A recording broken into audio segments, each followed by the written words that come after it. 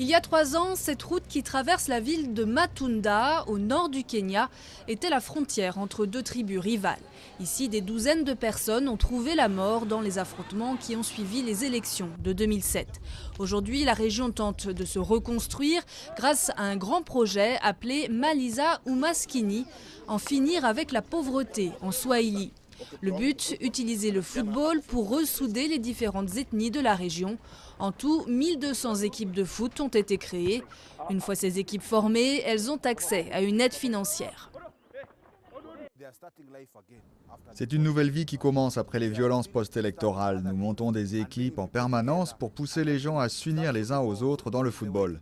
C'est un moyen premier de les rapprocher et ensuite ils peuvent travailler ensemble pour débuter leurs propres activités.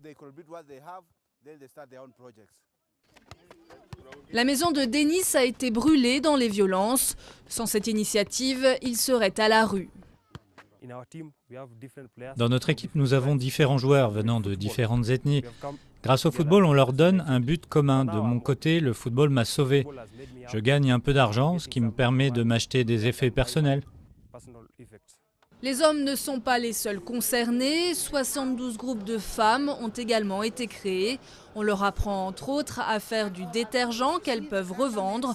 Une fois leur journée de travail terminée, elles participent aux entraînements et aux matchs de foot.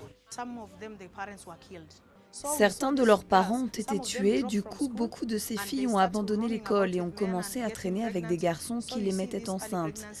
Grâce au projet, on les occupe par exemple avec la fabrication de produits ménagers. Après, elles vont travailler sur le terrain. Le projet a déjà transformé la ville de Matunda. Ici, les ballons utilisés pour les matchs sont produits localement.